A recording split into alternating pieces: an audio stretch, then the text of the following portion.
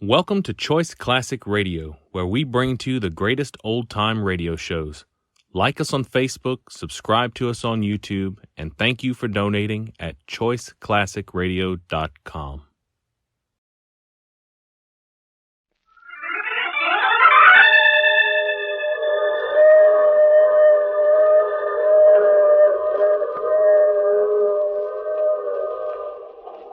Mutual presents The Mysterious Traveler.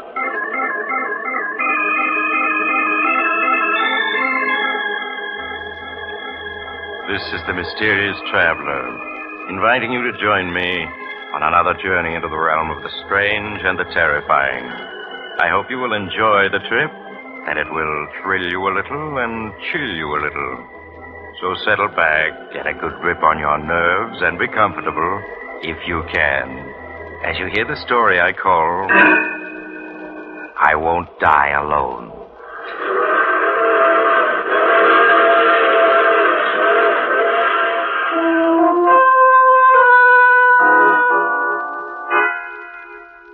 Our story begins in 1931. Two young men are speeding along in a car on a lonely West Virginia road at 70 miles an hour. There's a tight, tense look on the face of the driver, Steve Martin, as he takes the curves on the road without slowing down. His companion, Chuck Williams, wipes the perspiration from his face with trembling hands. He turns and watches the road behind fearfully, now and then glancing at Steve's face for reassurance. Turn on the radio, Chuck. Let's see if they got an alarm out yet. Yeah, okay. Well, what do you think our chances are, Steve? Hard to say. All depends on how fast the cops spread the word.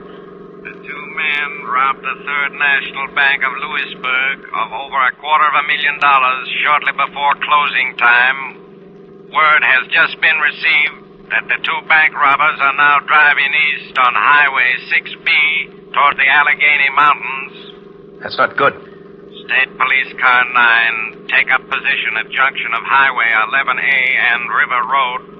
They're moving fast. State Police Car 10 take up position at junction of Highway 3 and Highway 6B. Steve, Highway 6B, we're on it. Yeah. That is all.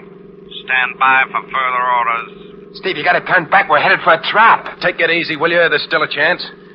20 miles ahead, there's a small dirt road that'll detour us right around them. 20 miles. We'll never make it, Steve. Isn't there any other road we can turn off on? No. Are you sure? I was born in these parts. I know every inch of the country. Steve, let's ditch the car and cut toward the mountains on foot. Are you crazy? It's 40 miles to the mountains. We'd never make it walking. We've got to keep driving. It's our only chance. We'll run right into that trap, I tell you. They'll be waiting with Tommy guns. We'll be dead pigeons. Okay, then we'll be dead pigeons. I'd give up my share to haul right now to be out of this. You gotta get me out of this, Steve. You gotta. Oh, shut up.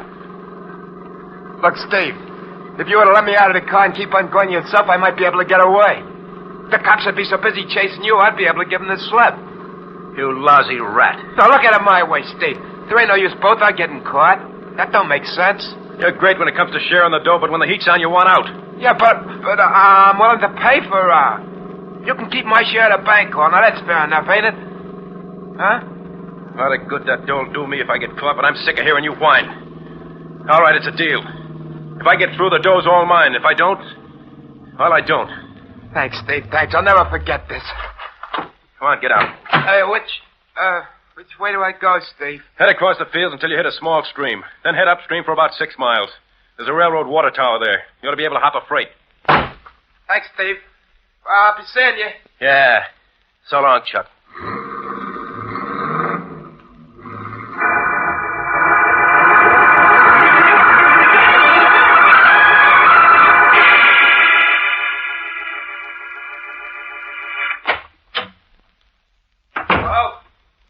Flo, where are you? I'm here, Chuck. I was wondering when you'd show up. Let's see by the paper they got Steve. Yeah. Now, let me see that paper. It says here they caught him yesterday afternoon at 5. An hour after I left her. What'd you do, run out on him? No, I didn't run out on him. I just played it smart. What are you looking at me like that for? There wasn't no sense in both our being caught, was there? No, I guess not. Where's the dough? What dough? The $254,000 you got in the bank job. Steve had the dough. What? Look what it says there in the paper. Huh? Go ahead, read it. Martin, when captured, told police he knew nothing about the stolen bank money. Police believe that Martin's unknown companion escaped with the loot. But I didn't, Floyd. Steve had that dough when I left him. Then why didn't the police find it when they caught him? There's only one answer. Steve stopped and hid the dough someplace before he got him. Yeah, that must be it. Steve's too smart to risk being caught and having all that dough taken away from him. Poor guy. They'll probably throw the book at him.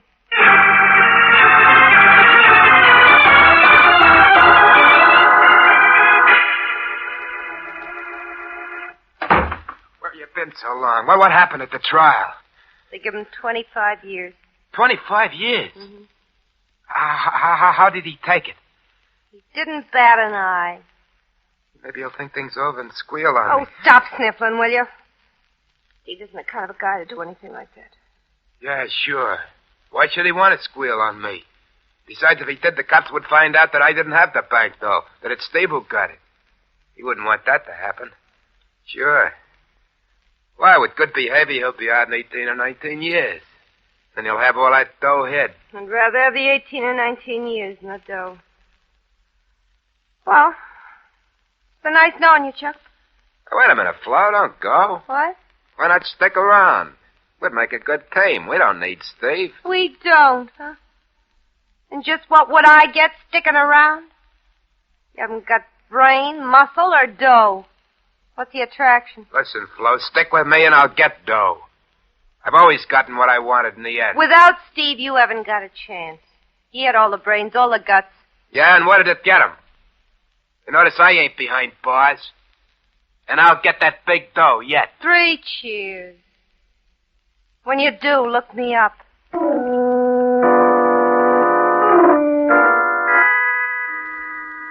17 years passed. 17 years in which earth-shaking events took place. With the passing of time, Steve Martin became just a memory to Chuck Williams and Flo Duval. During the 30s, Chuck struggled desperately to make money in a half-dozen petty rackets, but failed miserably. However, with the coming of the war, his luck changed, and in the years that followed, he thrived on the black market. And with his newfound wealth, he was able to win Flo Duval.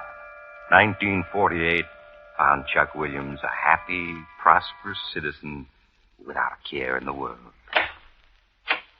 How many times have I told you to knock before you come into this office? Look, Napoleon, save that big shot stuff for your stooges. Same old Flo. I guess that's what I like about you, baby. Yeah, I'll bet. Well, you've got that superior look on your face again. Who are you planning to knife now? Just got word that our old pal Steve is getting out of prison tomorrow. Steve Martin? The one and only. Been 17 years now. It's a long time. Yeah. Think I'll drive down to the prison. Be there when Steve gets out. What for? You haven't bothered to write or visit him since the day he was sent up? I know. But, it's a matter of unfinished business between the two of us. Unfinished business? Yeah. To be exact, 254 grand. You mean you're going after that dough that Steve has stashed away? That's just what I mean. But you gave up your share of that bank dough the day you and Steve separated. Man can always change his mind. Chuck, leave Steve alone. That money by rights is his. He paid 17 years for it. Besides, you don't need it. You got more dough than that already. Maybe so, but that isn't going to stop me from getting that 254 grand. And you ought to know by this time I always get what I go after. I got you, didn't I, baby, huh?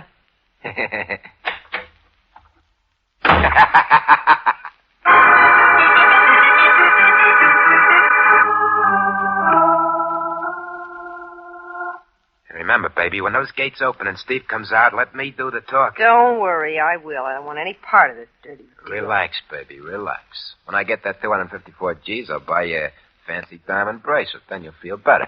Hey, boss. They're opening the gate. Is that him? No. Steve's twice as big as that guy. Chuck, that is Steve. Can't be. That guy looks at least 6. You're right. It is Steve. Stay in the car. Hey, Steve. Steve, over here. What's the matter? Don't you remember an old pal? Oh, Chuck. Well, I didn't recognize you at first. Put it here, pal. Yeah. I guess I'm kind of surprised to see you after all these years. Well, I've been living in South America most of the time. Only got back a year ago. I know I should have written you, but I never was any good at that. Boy, yeah, sure smells better out here. Come on. Let's get in my car. I got a surprise for you. Surprise? Yeah. You remember Flo Duval, don't you? Well, there she is. Hello, Steve. Hello, Flo.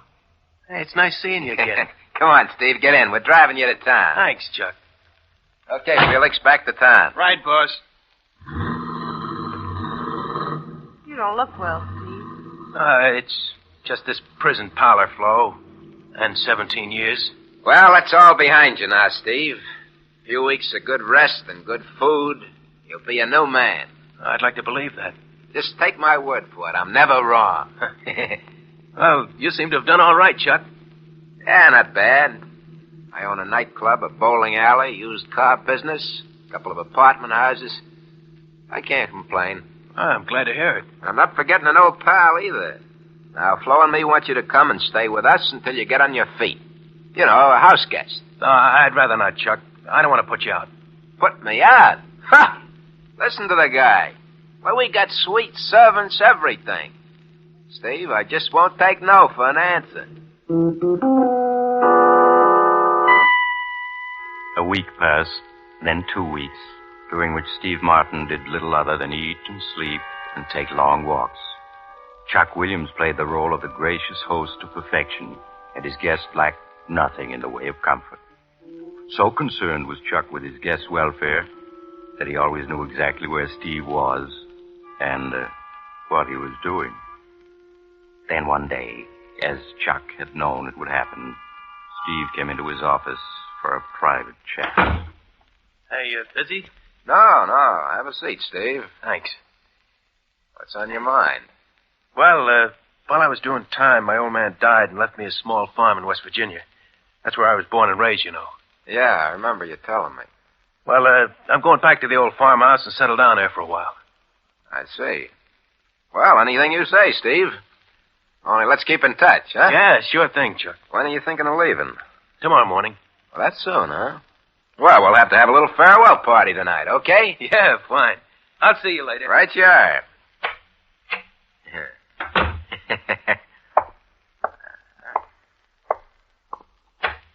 Felix, come in here. What's up, boss? My pal, Steve, is getting ready to make his move. Guess he can't wait no longer to get his hands on that dough. Looks that way. He's leaving tomorrow morning for a small farm he's got in West Virginia. West Virginia, huh? Yeah. Farmhouse can't be more than 30 or 40 miles from where he stashed the dough. Is there any chance he might have hidden it on the farm? Nah. Cops caught him before he got that far. He hid that dough someplace off Highway 6B. How many of the boys you want me to take along? Take 4. I don't want any slip-ups. Watch him day and night, and without being seen. Just leave it to me. Sooner or later, he'll lead you to the dough. When he does, well, you know what to do. Yeah. Okay, then. You better start packing.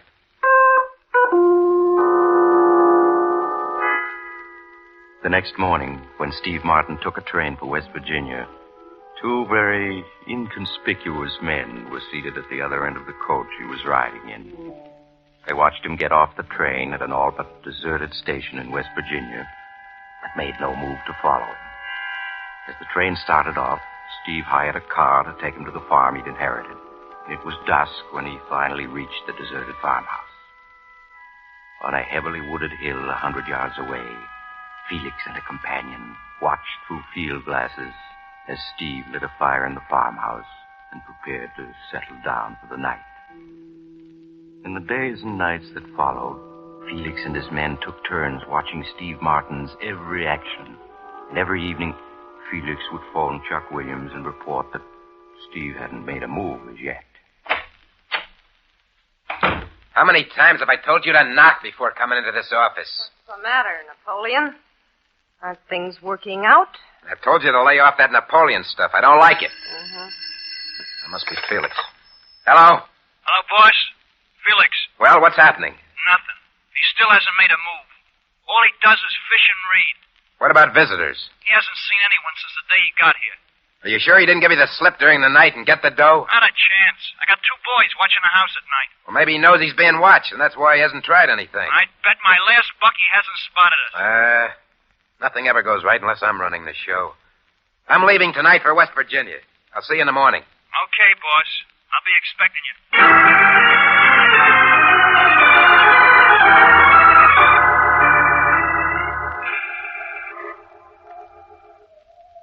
That's a farmhouse down there, boss. Look through the field glasses. You can see it just like you were standing in the front yard.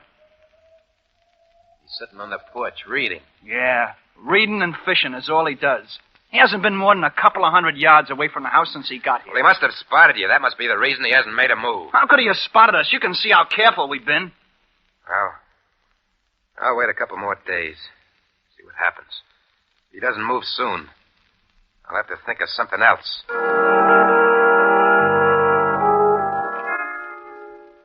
Leaving Felix to continue his watch over the farmhouse, Chuck returned to the village and registered at the village inn.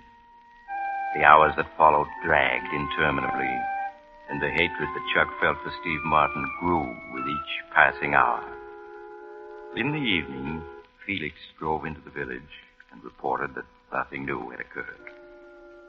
4 more fruitless days went by. Chuck Williams was unable to contain his fury any longer. He got into his car and drove to within a half-mile of the farmhouse, then walked the rest of the way to where Felix and his men were hidden on the hill. Boss, what are you doing here? I got tired of waiting. You better get down, boss, or Steve Martin's liable to spot you. Forget that. We're through playing a waiting game. We're going to move in on him. Move in on him? Yeah. Maybe after a light workout, my pal Steve will be willing to tell me where he stashed the dough. Ah, that sounds more like it. I never did go for this cat and mouse game. Before we're through with him, he'll be begging to tell us what he knows.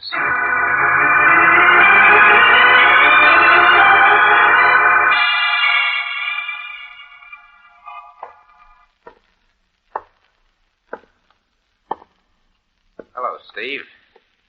Got lonesome for you. Decided to pay you a call. I thought you'd get around to it sooner or later. You don't sound very glad to see me. That's a fine way to act towards a pal who was your host for the last 3 weeks.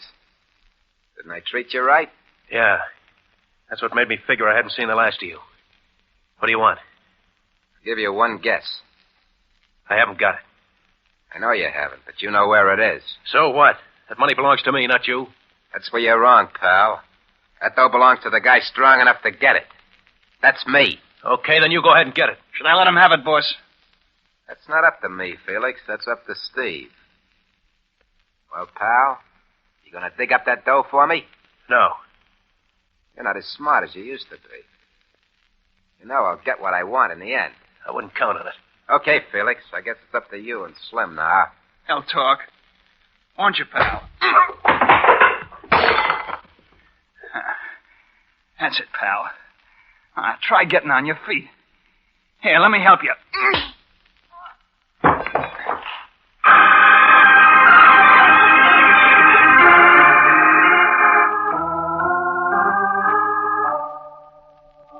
How is he, Felix? It's out cold, boss.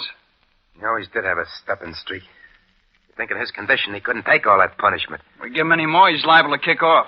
You sure? Yeah. He's already got a couple of busted ribs, and that beating around the head didn't help any. We gotta make him talk. We gotta. You have to figure out some other way. Throw some water in his face. Okay. Let's come to, boss. Prop him up in a chair. Come on, you. There. Steve, can you hear me? Yeah. I can hear you. Felix here wants to try the water treatment. Water treatment? Yeah.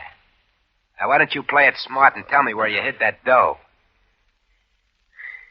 Won't talk, huh? Okay, Felix. Wait, I'll talk. Well, it's more like it. Where is it? You could never find it alone. I'll have to take you to it. Just you and me. What's the matter with Felix coming along? Just you and me. Okay, pal, okay. Only I'm wondering if you're in condition to make it. Hey, Felix. Yeah, Give him boss. a few drinks, try to fix him up. Right. As soon as you've done that, Steve and me will be on our way. An hour later, Steve, with the assistance of Felix, tottered to Chuck Williams' car and got in the front seat. Chuck slid behind the wheel and started the motor. As he drove off, he waved to Felix triumphantly. In a few minutes, the farmhouse had faded from view. Steve, huddled in a corner of the front seat, fought to keep from crying out every time the car hit a rut in the road. Now and then, he opened his pain-filled eyes to look out the window. Chuck watched him with satisfaction as he drove. How much further is it? You drive about 5 miles until you reach a small gravel road where you'll see a big sign saying the Devil's Caverns. You turn right there and go 2 miles. The Devil's Caverns? What are they? They're a big tourist attraction in these parts during the summer. Hundreds of huge underground caverns that run for miles in all directions. You mean that's where you stashed the dough? Yeah. The best place in the world. How do you know you'll be able to find it again? I know every inch of the caverns. When I was a kid, my old man worked as a tourist guide there. I learned my way around from him. Okay. But you better find that dough. I'm warning you. I'll find it. Well, you should be reaching the gravel road in a couple of minutes. Turn right, then it's 2 miles to the Devil's Caverns.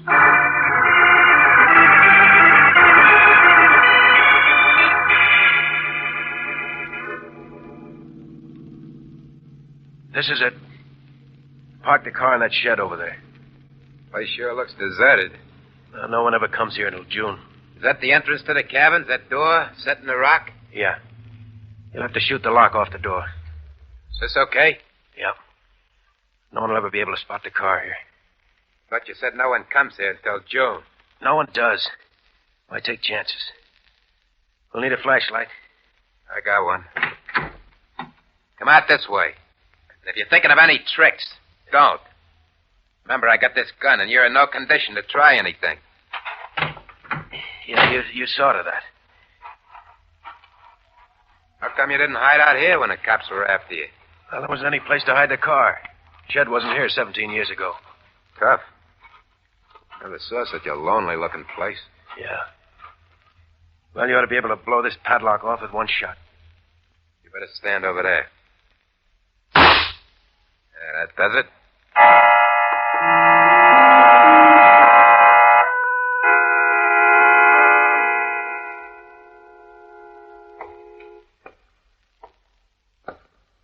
How much further is it? Seems like we've been walking an hour already. It's right up ahead. Sure you can find your way out again? All these cabins look alike to me. Yeah, I know the way out. Sure is damp in here. Hey, what was that? Oh, probably just a rat running past you. Place is full of them. Seems to me it's taken a long time to find that place where you hid the dough. If you're trying anything, Here's where it is. I'll hold the flashlight a little higher. That's it. I hid the suitcase behind this rock. Got it? No, not yet. Here it is. Yeah, that's it. That's it, all right. I can still recognize it. Open it up. Well, there's the dough. Yeah. Still in the bank wrappers. Look at it. Over $250,000. What's so funny? Answer me. So you're the guy who always gets what he goes after in the end, huh? Yeah, now I got the dough. And I'm asking you again, what's so funny? Look at the money. Go ahead, look at it. I'm looking. What about it? Yeah, you're looking, mastermind, but you don't see. All those bills are goldbacks. Goldbacks? Yeah, that's right. In 1933, the government called in all goldbacks. That's how the kidnapper Bruno Hauptmann got caught, trying to pass goldbacks after the government had called him in. You mean that dough is no good? That's just what I mean. You try passing any of that dough and you'll end up doing time. You've known all along that dough was no good? Ever since 1933. Knowing it was worthless, I never intended coming here for it. But you made me. I ought to let you have it, you rat, for leading me on like this. Well, why don't you? Come on, pick up that suitcase. Let's get out of here. Oh, wait a minute. I forgot to tell you, Chuck. Tell me what? I'm staying here. You're staying here? Yeah, that's right. Now, look, I've had enough out of you. Start leading the way out. I guess you didn't understand. I said I'm staying here. Get going or you'll get it right between the eyes. That doesn't scare me. You see, Chuck, there was something else I didn't tell you. Something else. Yeah. I didn't get out of prison on good behavior. I got out because the doctor said I was going to die in 3 months. You're going to die in 3 months? Yeah, that's right. I thought I'd die peacefully on my farm. Only you wouldn't let me do that. So I've decided to die here. With you as company. Steve, you can't do that. You can't do that, Steve. You gotta get me out of here. You gotta. I don't have to do anything I don't want to. But get me out of here, Steve. I'll make it worth your while. I got dough. I got lots of dough. It's too bad you won't be able to take it with you. Steve, I'll give you 100 G's. 200 G's if you get me out of here. Not going to be tough for me to die, because I only got 3 months anyway. But I'm going to enjoy watching you. You're going to get weaker and weaker as you plead with me to lead you out of here. Then you're going to get desperate and try to find a way out by yourself. But you'll never make it. You'll go wandering from one cabin to another, and then in the end you'll probably wander back here to find me dead. And your flashlight's going to go out. Huh? You'll be all alone in the dark with the rats and the bats. Oh, stop it! Stop it or I'll shoot! And as you go weaker, the rats are going to close in on you before you know it. Steve. Steve. I didn't mean it. Oh, you made me. Steve, say something. He's dead. He's dead. I gotta get out of here. I gotta get out of here. Help! Help! Help!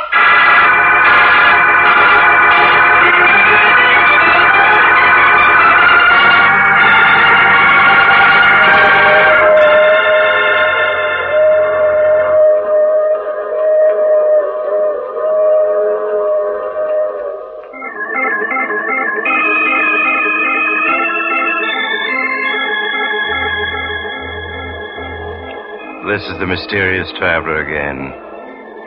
Did you enjoy our little trip? What happened to Chuck Williams?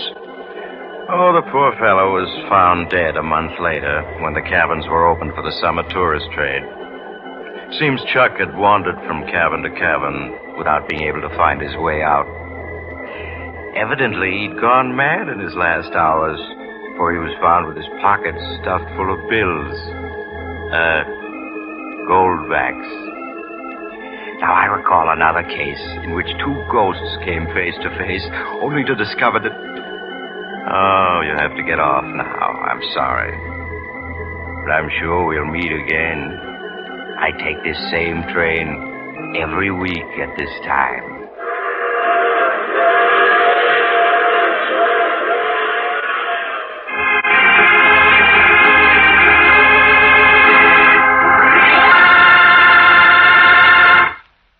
You have just heard The Mysterious Traveler, a series of dramas of the strange and terrifying.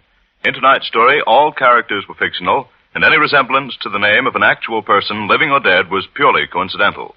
In the cast were Maurice Tarplin, Joe Julian, Art Carney, Elspeth Eric, and Alan Manson. Original music was played by Paul Taubman. The Mysterious Traveler is written, produced, and directed by Robert J. Arthur and David Cogan.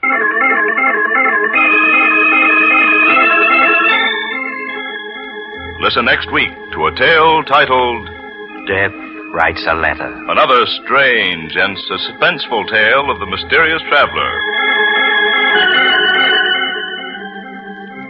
Don't miss the chilling tale titled 7 Casks of Death, written by Maurice Tarplin, your mysterious traveler, which appears in the current issue of Dime Mystery Magazine, now on sale at your local newsstand.